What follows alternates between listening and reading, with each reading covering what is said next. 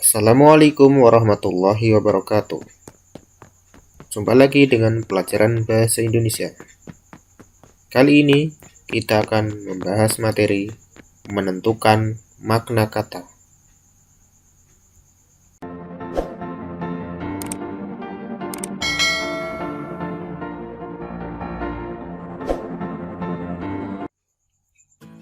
Kata berasal dari bahasa Sanskerta, kata, yang memiliki arti bahasa, cerita, atau dongeng.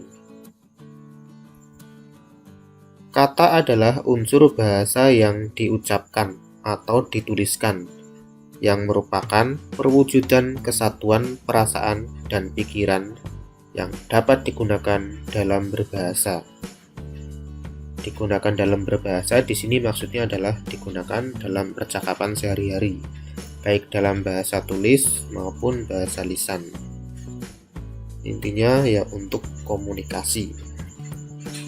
Kemudian makna adalah hubungan pertalian antara bentuk dan acuan. Kemudian makna kata adalah maksud yang terkandung serta tersimpul dari suatu kata atau arti sebuah kata. Itulah yang disebut dengan makna kata. Kemudian makna kata terdiri atas beberapa jenis di antaranya. Nah, ini yang sering keluar di soal ya. Makna kata terdiri atas beberapa jenis di antaranya: 1. Makna denotasi. Yang kedua, makna konotasi. 3. Makna leksikal. 4. Makna gramatikal. Dan 5. Makna idiomatik. Baiklah, kita bahas lebih lanjut ke 5 makna kata ini.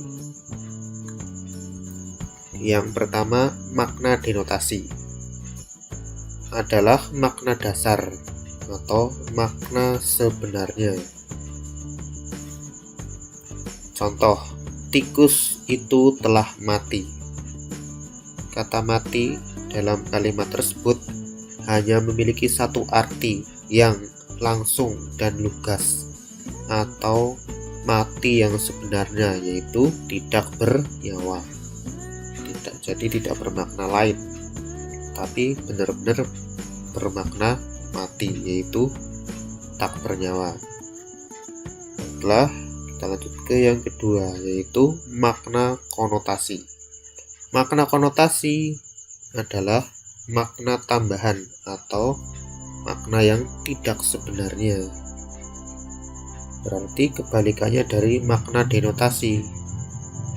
Contoh, orang berlomba-lomba berebut kursi di Senayan. Kata kursi di sini bukan berarti hanya sebuah kursi atau kursi yang untuk tempat kita duduk gitu, tetapi di sini lebih bermakna jabatan atau kedudukan. Artinya orang-orang itu berlomba-lomba berebut jabatan di Senayan. Lanjut ketiga, yaitu makna leksikal, yaitu makna yang sesuai dengan kamus. Contohnya, kata doa di dalam kamus memiliki arti permohonan yang berupa harapan, permintaan, atau pujian kepada Tuhan. Setelah kita lanjutkan ke yang nomor 4, yaitu makna gramatikal, yaitu makna yang dimiliki melalui proses gramatikal atau proses tata bahasa Indonesia,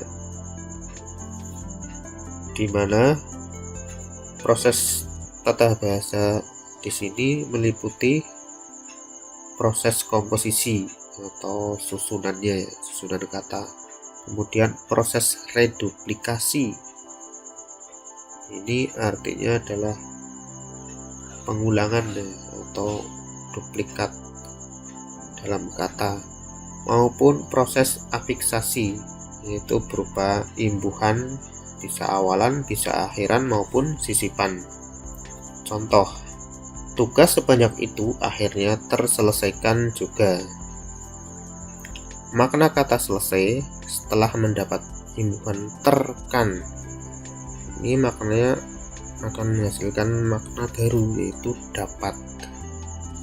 Yang terakhir atau yang kelima yaitu makna idiomatik. Ini adalah makna yang terdapat pada kelompok kata tertentu yang tidak dapat ditelusuri asal-usul kemunculannya.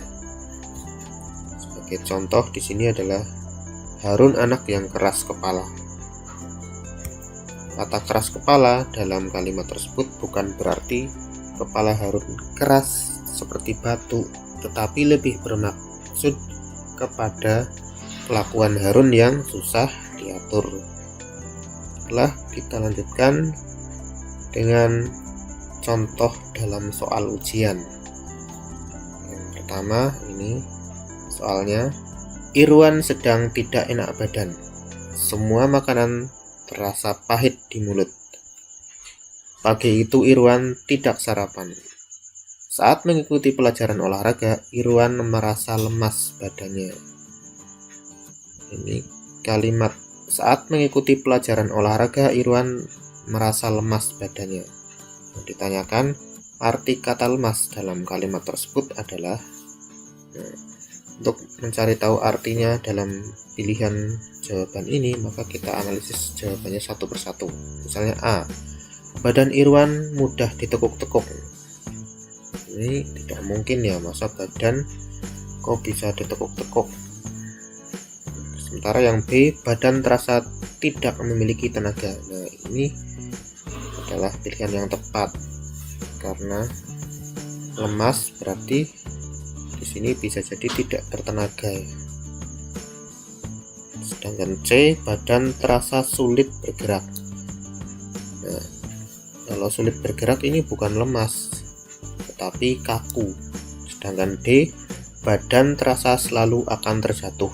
Ini adalah makna dari pusing, bukan lemas. Maka di soal ini jawaban yang paling tepat adalah ini. Saat mengikuti pelajaran olahraga, Iwan merasa lemas.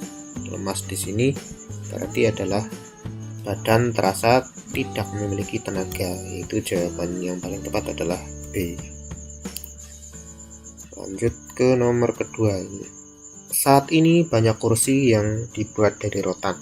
Hal itu karena rotan memiliki sifat lentur. Arti kata lentur dalam kalimat tersebut adalah A, keras dan kuat. Ini tidak mungkin. B, tidak mudah bengkok. Ini kaku namanya. C, tidak mudah patah. Sedangkan D, benda mudah dianyam. Ini mudah dianyam itu benda apa dulu ya? Tidak jelas. Berarti yang paling tepat adalah C, tidak mudah patah. Makanya karena tidak mudah patah, rotan banyak digunakan untuk kursi, untuk bahan membuat kursi. Demikian yang dapat saya sampaikan. Semoga bermanfaat. Wassalamualaikum warahmatullahi wabarakatuh.